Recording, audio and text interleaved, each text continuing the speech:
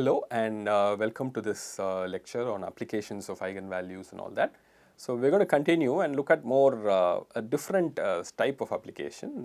So it's about some sort of counting, combinatorial. We'll use something called graphs and sequences and do some counting and things like that. Everything is tied to this evolution in discrete time. Okay, so from one step to the other, if you can have a state, then multiply by a matrix to get the next state, you know what happens, right? Eigenvalues enter the picture.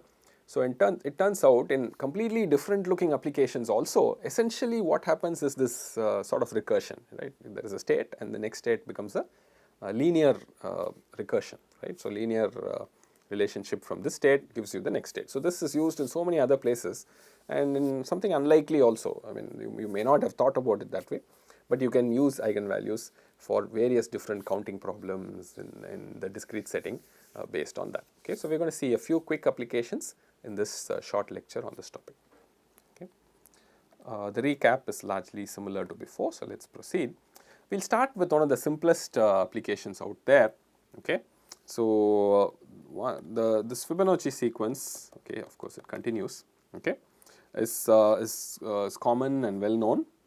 Okay, so what happens here? You have the sequence, it starts with 0, 1 and the next value in the sequence is the sum of the previous two values, right? You have AK being AK minus 1 plus AK minus 2. Hopefully I have done the addition correctly. Okay, so you can keep proceeding like this, you will get the Fibonacci sequence. Okay, AK equals AK minus 1 plus AK minus 2. Okay, so maybe you thought, you know, there is no eigenvalue here, but notice there is a recursion and the recursion is linear. Okay, anytime you have some recursive step like this and it's linear, you can imagine eigenvalues will enter the picture. Okay, so when they do enter, you can describe this in eigenvalues, using eigenvalues also. So for that I need this notion of state, so I will define my state as AK minus 1.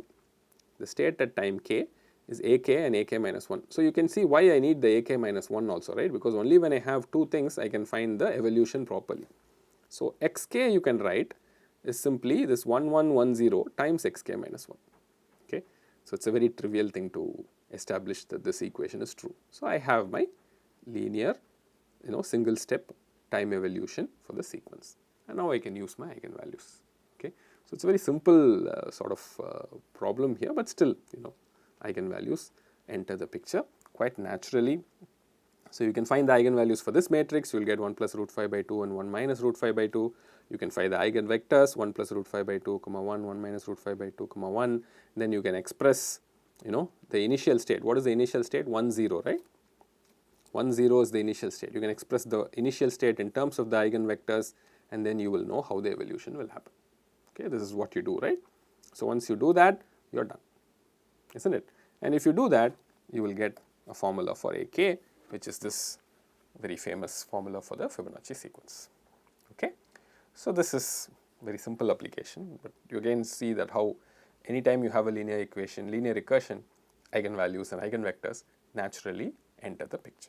Okay, so let's push to other type of applications of this form where maybe you don't think naturally about eigenvectors, eigenvalues, but they will enter the picture. Okay, here's an example. Let's say I'm interested in binary sequences. What are binary sequences? Binary means 0 or 1. Okay, every value is 0 or 1 and then I have a sequence of such values. Okay, I'm interested in binary sequences that do not have consecutive ones. Okay, so if you have binary sequences of length 100 say, okay, how many total binary sequences are there of length 100?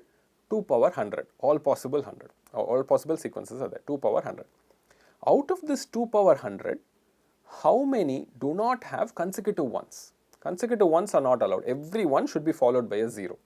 Okay, how do you count that? How do you count that? Okay, it seems a bit unnatural. And what is the connection to eigenvalues? Okay, so it turns out there is a connection. Once again, this linear recursion type thing is very important. Okay, so let's say AK is the number of binary sequences of length k with no consecutive ones. I'll do this little bit of trickery here. I will define two other numbers. One is bk and another is ck. What is bk? Notice what I have done here. I am introducing some sort of a state. Okay, so you'll see how that works. Number of binary sequences of length k with no consecutive ones, that's okay, but ending in 0. Okay, the last bit is 0. So you can see that is important. You can imagine when it grows, what the last bit is will be important in the sequence. So number of sequences that I have which end in 0, I am going to call Bk. I am going to call Ck as the number of binary sequences of length k with no consecutive ones, but ending in 1. Okay. Once I have Bk and Ck, I can write Ak to be equal to Bk plus Ck. That is easy enough, right? So what is total? That is easy enough. But I can also write evolution for Bk and Ck. Okay. Bk plus 1 will be Bk plus Ck. Why is that? I can take every sequence of length k ending in 0, okay, and then add a 0 to it. I will get another sequence which ends in 0, okay, which is again valid, no consecutive ones. I can also take a sequence which ends in 1 and add a 0 to it. I will get another length k plus 1 sequence which will end in 0. Okay, so Bk plus 1 will be Bk plus Ck. Okay, but what about Ck plus 1?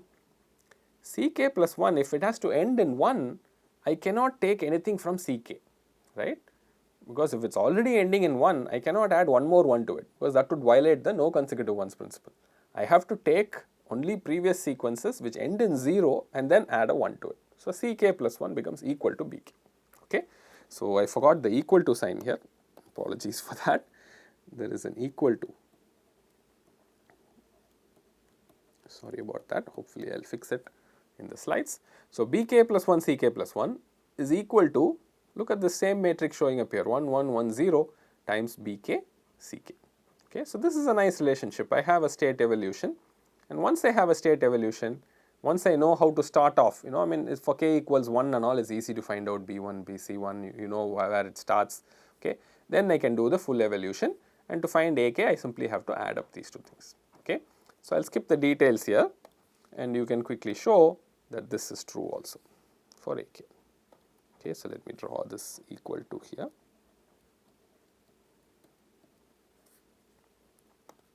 Okay, so you have this simple relationship for Ak. Okay, so this is nice, isn't it? So to count the number of binary sequences of length k, you have a very simple formula. In fact, as if you look at if you look at what might happen here, so root 5 minus 1 by 2. Okay, so this, if you look at the absolute value of this guy, root 5 minus 1 by 2 is actually less than 1. Okay, so when k increases, the second term will go off to 0. Root 5 plus 1 by 2 is actually greater than 1, so only this term will survive. So as k blows up, Ak becomes something like this. Okay, so one can write based on this, as k tends to infinity, Ak is roughly 1 plus root 5 by 2 power k. Okay, so of course there's all constants and all that, doesn't matter. And if you want to rewrite it a little bit, this will become root 5, I'm sorry. This will become 2 power k log 1 plus log base 2 1 plus root 5 by 2. Okay, so this gives you a good picture, right? So Ak is the number of length k binary sequences, okay, with no consecutive ones. What is the total number of length k binary sequences? It's 2 power k. If you want no consecutive ones, what will happen? It's 2 power k into log 2 of 1 plus root 5 by 2. So this number, I don't know what it is, I think it's some 0.69 or something like that. So you will get a good feel for how this number grows, okay, as k becomes larger and larger. Okay, so that's so this kind of expression is very useful to understand what happens to these sequences. Okay, so once again, a very an application which looks like there is no eigenvalue there, but there is a linear recursion hidden there, and eigenvalues once again wonderfully show up and control the asymptotic behavior in a very nice way.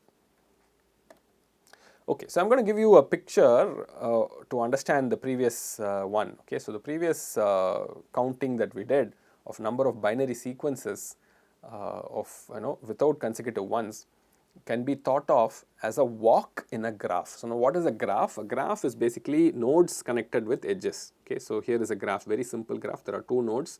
One node is 0 corresponding to the bit 0 in the binary sequence, and the other node is 1 corresponding to bit 1 in the binary sequence. Okay, so now notice what do I mean by walk in the graph. So at every node, when you're walking in the graph, at every node you'll start at some node. Let's say you start at node 0. Okay, you have a choice to pick one of the outgoing edges and walk along it.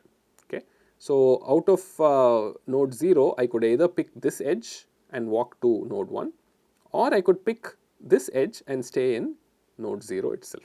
Okay, so that's called a walk in the graph. So once you come to node 1, what happens? There is only one outgoing edge, so I have to walk back to 0. Okay, is that okay? I have to walk back to 0. So this, if I count the number of walks of length k in this graph, I will be counting the number of binary sequences of length k with no consecutive ones. Okay, so counting walks in graphs is what I was doing in the previous example. So maybe this graph was too simple. Maybe we want to make the graph a little bit more complicated. Here is another graph. Okay, there are 3 nodes now, 0, 1 and 2, and I might be interested in counting walks in this graph. So why would you want to do that? There are lots of applications quite often where this is interesting, but let me not go into great detail here. So let's just say I'm interested in counting walks of length k in this graph below. Okay, so how does the walk behave? Means I could start at 0. Let's say I can either stay at 0 or go to 1. If I stay at 0, then the same thing continues. But if I go to 1, I have to pick up this guy and go to 2. Okay, so at 2 now I have a choice. Okay, all possible choices are there. I could go off to 0, or I could go off to 1, or I could stay in 2 itself. Okay, so this is what happens in this graph. So how do you count walks in this graph? So what you do is this, again the same trick. Okay, so supposing walks of length k in this graph, supposing this is ak, I will define ak0. Okay, this is number of walks of length k. Length of a walk is basically number of edges that you traversed. Okay, ending in 0. Okay, so let's say you assume you started at 0. Okay, you can change the starting also, and then ak, you say you start at 0 and you're interested in ak. Ak is the number of walks of length k starting at 0. Okay, let's say that's what you're interested in. So ak0 will be the number of walks of length k ending in 0, node 0. You define also ak1, which is number of walks of length k ending in 1. Likewise, you define ak2. Okay, so I'll put a ditto here, ending in 2. Okay, so now you can write ak plus 1 0, ak plus 1 1, ak plus 1 2 as a 3 by 3 matrix here times ak0, ak1, ak2. Okay, think about what you would put here. If you want to end at 0, and if you had previously ended at 0, yes, you can have a possibility there. There is a 1 there. If you had previously ended at 1, there is no way you can go to 0, right? So this would be 0. If you had previously ended at 2, yes, it's possible.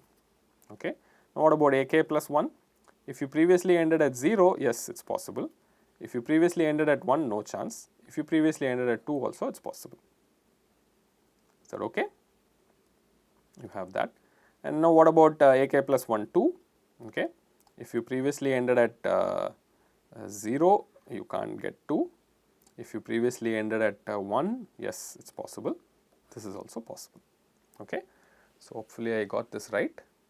So notice what this matrix is. You could call it A.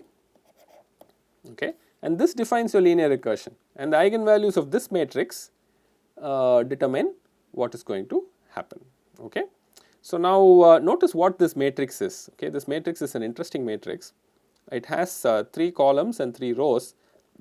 You can imagine that every row corresponds to 0, 1, 2. Every column also corresponds to 0, 1, 2, node by node. Okay. And what does this 1 represent? If there is an edge from 0 to 0, I put a 1 here. And here, what do? If there is an edge from 1 to 0, I put a 1 there. There is no edge from 1 to 0, so I put a 0. Here, if there is an edge from 2 to 0, I put a 1 here. Yes, that is there. So here, there is an edge from 0 to 1, I put a 1 here. If there is an edge from 1 to 1, I put a, there is no edge, so I put a 0 here. There is an edge from 2 to 1, I put a 1 here.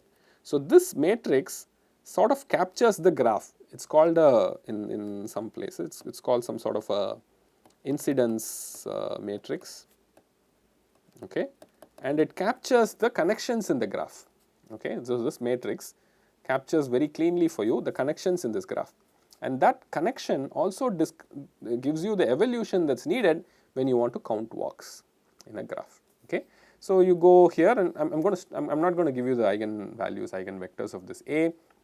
There's a very powerful theorem which says if you have a matrix with positive values, then there is the largest absolute value absolute value of the eigenvalue is actually positive, and you know, all those kind of wonderful results are there. I'm not going to talk in detail about it, but you can go ahead and find the eigenvalues, eigenvectors, see what happens, and you will know, even if it's non-diagonalizable, right? So you will know what happened to a power k as k becomes really, really large, okay. So hopefully this lecture, so this is the last slide. I'm going to stop as far as this lecture is concerned.